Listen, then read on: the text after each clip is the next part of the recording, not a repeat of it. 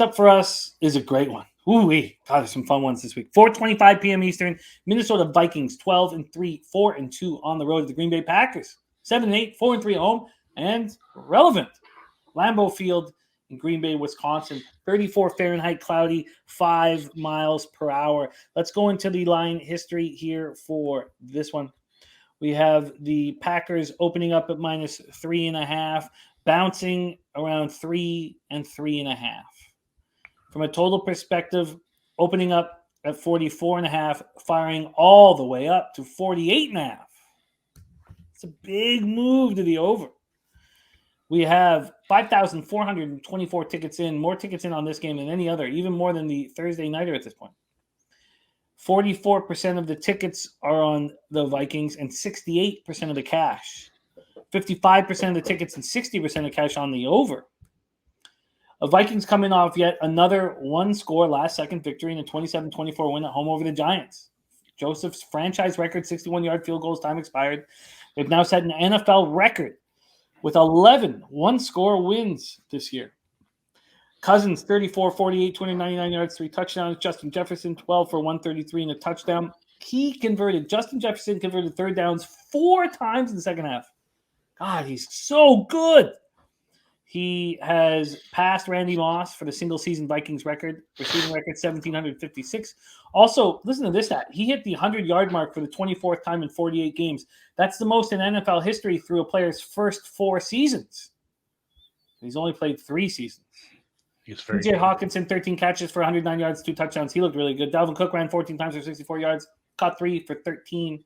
The Vikings defense bent but didn't break. They allowed 445 total yards, but the Giants only had 2 red zone opportunities. Held the Giants to 3 of 11 on third down. Daniil Hunter had another strong game, 2 sacks, 4 quarterback hits. As a team, they had 3 sacks, 11 quarterback hits. Patrick Peterson had an interception. Of course, Dantzler is inactive. Center Garrett Bradbury back inactive. Duke Shelley and Austin Schlottman trying to replace them. Packers coming off their third straight win, 26-20 at Miami. Rodgers, 24-38, 238 yards, touchdown and a pick. I'm not a huge fan of his, but I love that he's made these games important. And he's, stuck in there and fought. And the interception, though, in the fourth quarter, 11th interception of the season, highest total since 2010. So he had 11 in 2010. His career high is 13 in 2008. Lazard, 5 for 61. Watson, 6 for 49. 10 different Packers caught passes. That's old Aaron Rodgers stuff. But the rushing attack was stymied by the Dolphins. 79 yards on 25 carries. It's been a problem of theirs, which we thought was going to be this huge asset for them. It's turned out not to be so. Packers won despite 301 total yards, 2 of 14 on third down, 2 of 5 in the red zone. The defense forced 4 turnovers, 3 interceptions in the fourth quarter. Alexander, Campbell, and Douglas. Defense got 2 sacks, 6 quarterback hits. They lost their defensive end, Dean Lowry, to a calf injury in the second quarter. And then Kayshawn Nix left with a groin injury. He downplayed it, but we should, because he's been the best returner in the NFL over the last 2 months. He had a 93-yard kickoff return in that game. Christian Watson left with a hip injury. He didn't return. He's also being listed as day-to-day.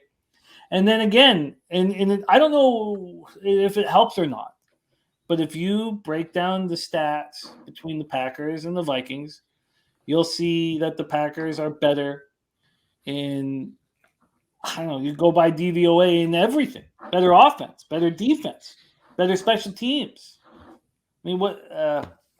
But do you want to bet them here, Andy? That's the big question. Take it away, Vikings, Packers.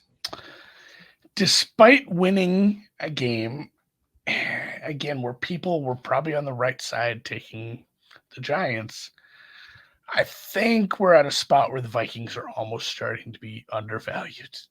The market understands where they're at. It's not like, you see Florio put out his power rankings. He has the Vikings at number 1 above like the Chiefs and shit because he's an idiot. And he doesn't understand what that actually means. Like it's not a good team. It's been a fortuitous team. Like it is a middle of the pack team. It's a team that probably has a hilarious ending in the playoffs, but still at this point, the Green Bay Packers are not a good team.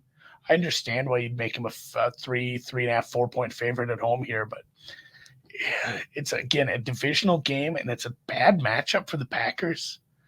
The Vikings have the better defense here, especially on the ground.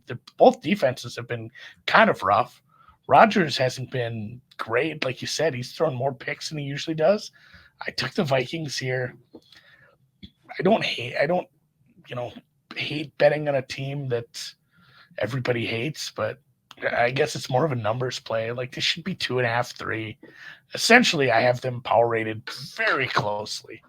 Like, nobody should have the Vikings terribly high in their actual power ranking numbers, but they're still kind of in that mess that's in the middle. And really, home field advantage, even Green Bay at this point in the year, it's only worth about 1.8.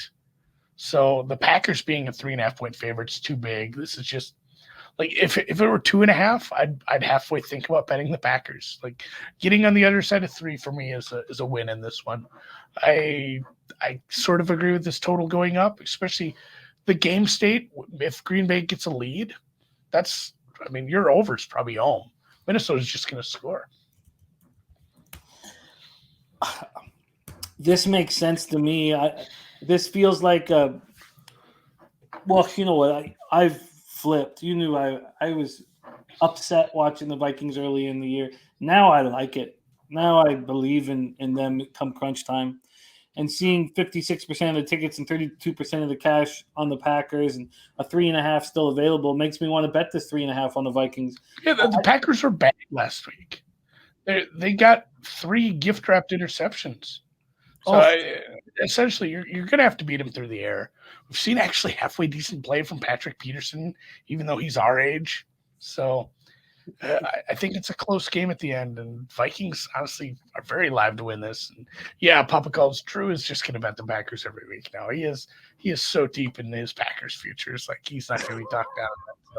So it's Packers may win this game, but I don't think they win by 4. Do you want the plus 3.5 at minus 114 available right now? Oh man, is that this is one I've actually bet already? Has it gone that far already? The best 3.5.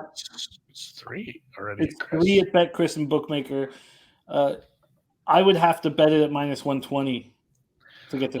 I'll take minus 114. I can still get that at like low vig. All right, I like it. I like it. I think this is going to be fun. I agree. We went over their numbers, and I don't need to do them again in that last game. They did not play well. They did not deserve it. I'm excited. Pie Guy says, "What is the Vikings team total?" The problem is that this total has gone up so quickly. It's at 48.5 here, but the team total here is 21.5. Yeah. Wow. It's maybe worth a look. It maybe is. Let's just go back to how fast has it moved here at Bet365, which is where I would move on it. The total has gone from 44.5. Now that was 7 days ago.